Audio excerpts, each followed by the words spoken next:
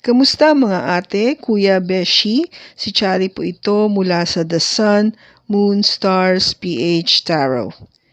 Ipapaalam ko lang po na ito po ay isang general read o pangkahalatang pagbabasa at maaring hindi lahat ay magtugma sa inyong sitwasyon. I-check din nyo ang inyong Moon, Rising at Venus sign. Baka doon mas tumugma ang read para sa inyo. At kung ang mensahe ay tama sa inyo, paki-like lang po at mag-subscribe kung hindi pa ninyo ito ginagawa. Okay, mag-umpisa na po tayo. Hello po mga ate, kuya, beshi. Kamusta na po kayo? Andito ulit ako si Chari para gumawa ng another reading, and this is for the sign of Aries, Sun, Moon, Rising, and Venus. And of course, welcome po yung mga cross-watchers ni Aries at ang mga bago po nating viewers. As promised po, ito yung part 2 o yung susunod nating reading doon sa nauna, just to see kung ano yung magiging in a way conclusion nitong pagbasa nito para sa iyo, Aries. So tignan natin.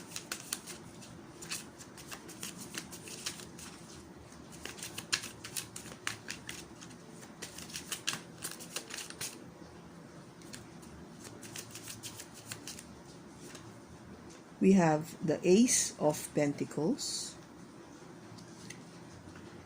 the Hermit,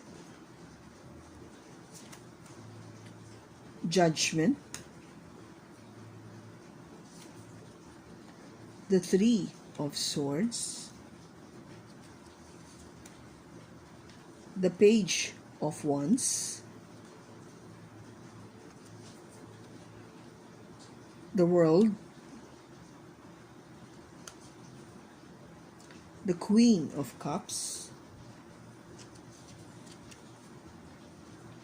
the Chariot,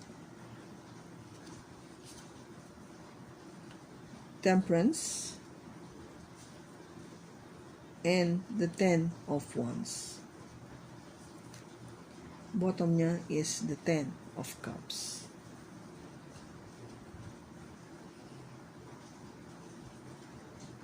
Okay, Aries.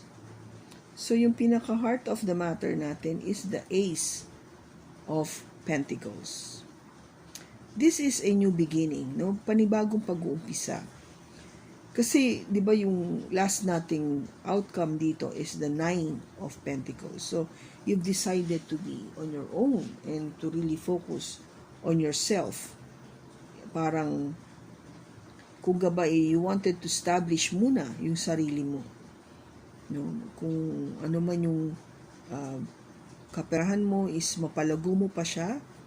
Kung ano man yung career mo, gusto mo pang mas umangat, gumanda at mas tumaas pa yung posisyon sa kumpanya.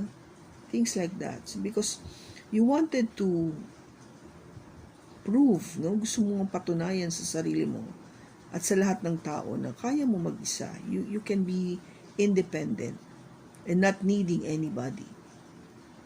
So, with that, you're given this opportunity to have a new beginning. When it comes to your resources, to your money. And what's crossing it is because the Hermit, this is an energy coming from a Virgo na pinag-iisipan mo to. You're really thinking long and hard about this new beginning. Kasi nung nakaraan is something to do with judgment, no? This is an energy coming from a Sagittarius. Parang pakiramdam mo na you are given the second chance. Binibigyan ka ng pangalawang pagkakataon. What? To have this new cycle in life. This is the World card. Kasi this is an ending, but it means a new beginning, a new cycle. Panibagong chapter sa buhay mo, which is, starting with an ace. Kaya nga, you're given this second chance. Kasi kung yung una na nangyayari sa iyo nung dati is hindi nga maganda, ngayon binibigyan kita ng pagkakataon. Yun yung sinasabi sa ni God o yung universe. I'll give you this second chance to rebuild yourself para ayusin mo ulit ang sarili mo. And you will get your strength, no, with the energy of being passionate and creative of whatever you do. Kasi you're an Aries. You're a fire sign. You're very creative. Alam mo, you know what to do. You are the leader. Pagdating sa zodiac sign, ikaw yung nangunguna. You rule the head, no, yung ulo. Kaya alam mo, in your mind, in your heart, you know what to do. And you will use that. Gagamitin mo yon to your advantage. Okay? Yun, dun mo huhugutin lahat ng lakas mo para matupad lahat itong pangalawang pagkakataon para magkaroon ulit ng panibagong pag-asa or chapter, a new chapter in your life. Now, in the near future, which is, i-clarify natin to, you have the Three of Swords. Bakit ka magkakaproblema sa pagdating sa matters of the heart, no? Kasi this is saying na heartbroken ka na heartbroken ka. We will clarify kung bakit lumabas ito. Now, the advice sa iyo is to just love, no? Magmahal. Ipakita yung pagmamahal. Pakita yung tunay na pagmamahal with the Queen of Cups. And to move forward with the Chariot. No? Ano ka lang, just go on and move forward because you already decided what you wanted to do. So, ang kailangan mo na lang is action, which is, eto yun, no? To move forward. Now, what is something that is like in your hopes and fear is na baka hindi ko agad magawa ito. Baka, it would take time for me to heal kung ano man yung heartache na pinagdaanan ko. Kasi nga, sabi ko sa'yo, bakit merong parang na heartbroken ka And ang kinakatakot mo is baka, alam niyo, matagalan ako ma-overcome ito. And the outcome of this is because dahil doon, pakiramdam mo burden siya. Burden, pabigat sa lahat, sa damdamin, sa paggawa, lahat, naapektuhan ka Naapektuhan pati yung kaligayahan mo.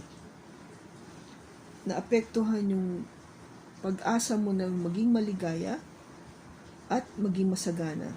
These two cards are the best two cards sa tarot for me. The Ten of Cups and the Ten of Pentacles. Kung ba parang naapektuhan kasi nga we have 3 tens, no? Pakiramdam mo na burden, mabigat.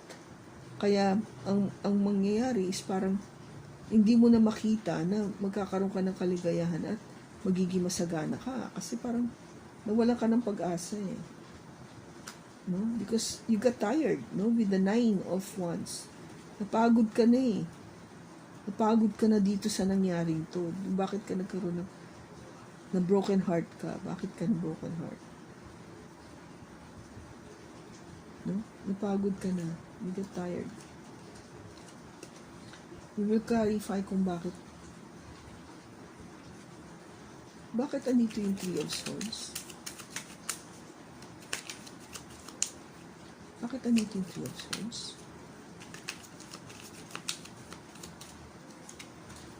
We have again the Chariot, the Star, and the Four of Pentacles.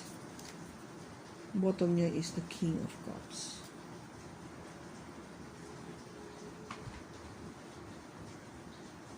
Na-broken-hearted ka ba? Kasi hindi nagkaroon ng movement yung relationship o walang nangyayari. Yung pinagdarasal mo, what you have wished for, prayed for, is not happening.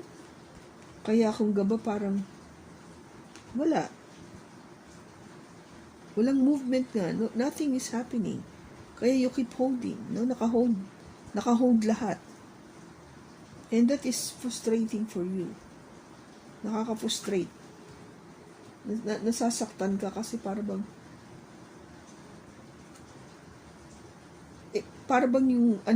yung pag-asa mo, yung hopes mo na sana magkaroon na ng pagbabago ito. Kasi you were given this opportunity for a second chance. But somehow, hindi siya nag-pan out. No? Hindi siya nag-pan out. Instead, napagod ka eh. Napagod ka mag-intay. You get tired. Fed up. Naging burden na tuloy sa'yo na mag-intay, na umasa, na may dadating na pag-ibig. Kaya parang ayoko na mag-isip, ayoko nang anihin to, bigyan ng energy pa. Parang inaano mo, what for? Nafo-frustrate lang ako. Yung paniwala ko na liligaya ako at magiging masagana ako, hindi na natuloy-tuloy. Hindi naman dumadating eh. Hindi dumadating yung gusto ko. You know, what I've wished for, prayed for, is not happening. Kaya, malungkot ka. Especially, yung love na iniintay mo, no? It's not happening. Hindi dumadating. Bakit andito yung 10 of Wands? We have the Knight of Pentacles, the 8 of Swords, and the 4 of Cups. Bottom niya is the Hermit again. So we have the Hermit twice. Pakita ko lang. Hermit, Hermit. Okay?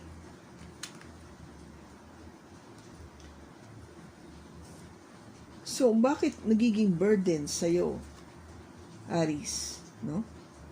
Naging mabigat na para sa'yo to. Na umasa, maghintay.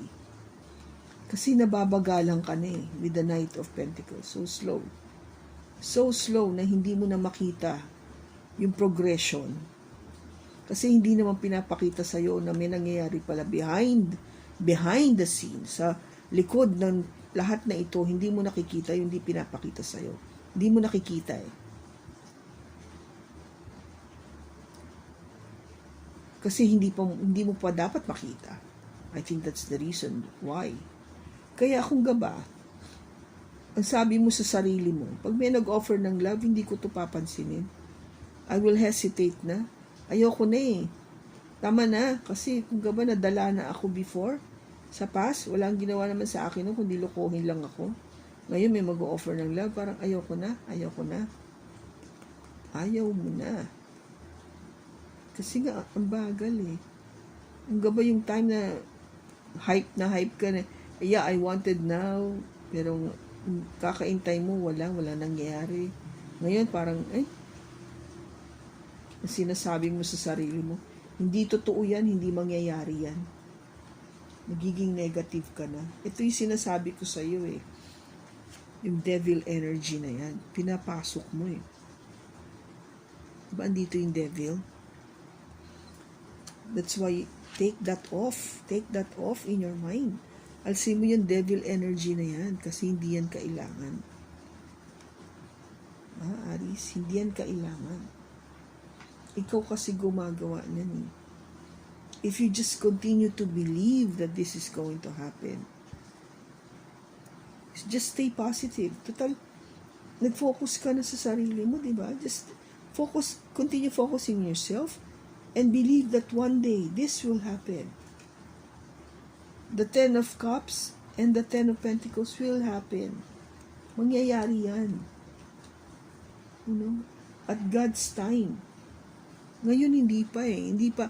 Either sabi ko nga, kung hindi pa nangyayari ito, it's because either yung person na dapat para sa hindi pa rin siya handa. Or meron pa rin hindi kang nagagawa. Hindi ka pa rin handa. But akala mo handa ka na pero hindi pa pala. Yun eh. The reason why you and your person hindi pa kayo nakikita, hindi pa kayo nag-meet is because either one of you is not yet ready. Kaya ang gaba parang hindi pa kayo ready for that meeting. You're not ready for that union. Kasi pag ready na kayo pareho at nagkita kayo, na in love kayo, and that's it. That's it, Aries. This is it. Ito yung mararamdaman nyo pareho.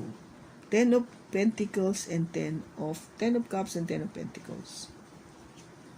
Pag ready na kayo pareho. But sa ngayon, the way I see things, hindi kayo ready eh. Either you or your person is not yet ready. Kaya kung kapag pinre-prepare pa kayo, hinahanda pa kayo for this meeting, for this union. Kaya huwag kang mapagod. Don't get tired and don't give up. Ba? Don't give up. That is the key point. So, ano yung message pa for Aries? New Moon in Leo. It says you shine. First quarter moon in Capricorn. Unleash your kindest self.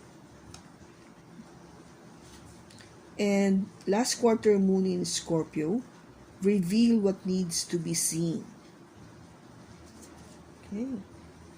So, Aries, mag-shine ka, no? Huwag anihin yung sarili mo na, ayoko na. Just continue doing what you're doing for yourself. And all of this will follow. The right person will come, will follow. Pag andun na, no? Just continue to shine. Ilabas mo yung pinaka-kindest self mo. Huwag mo ikubli yun. Mabait ka by nature. Pakita mo yun. Share mo yung kindness mo. At sabi ko nga, ipakita mo yung dapat nila makita, which is your kindness.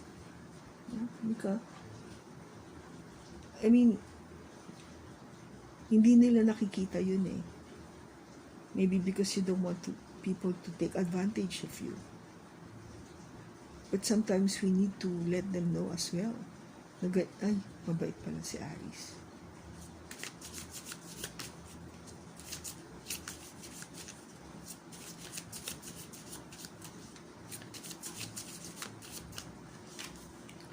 Happiness. I am aware that being happy means that I am on the right path. Oh my goodness, yes. Imagination. I embrace and nourish the creative aspects of my mind.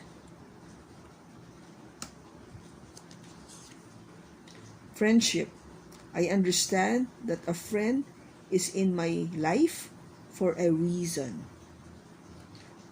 Diba? Kaya tayo may mga kaibigan kasi andyan sila to support us. Gamitin natin ang ating imagination because you're very creative. Diba? I told you. Use your creativity para alam mo yun sa aspeto ng iyong pag-iisip lumabas for you to shine more. And then of course that will bring happiness. No, yung kaligayahan na yan. Kaligayahan to. The 10 of Cups is happiness. The 10 of Pentacles is happiness. Dahil having it all. Diba? Ano ba yung ano natin? We started the reading with the sun. This is happiness, Aries. Yung araw. No? Kaya nga, happiness. This is what you need. Huwag ka masyadong magmukmuk dyan. No? Okay? I hope na nakatulong ito sa Aries. Maraming salamat sa pagsama mo sa akin sa pagbasa na ito. Sa susunod po muli, ingat ka and God bless.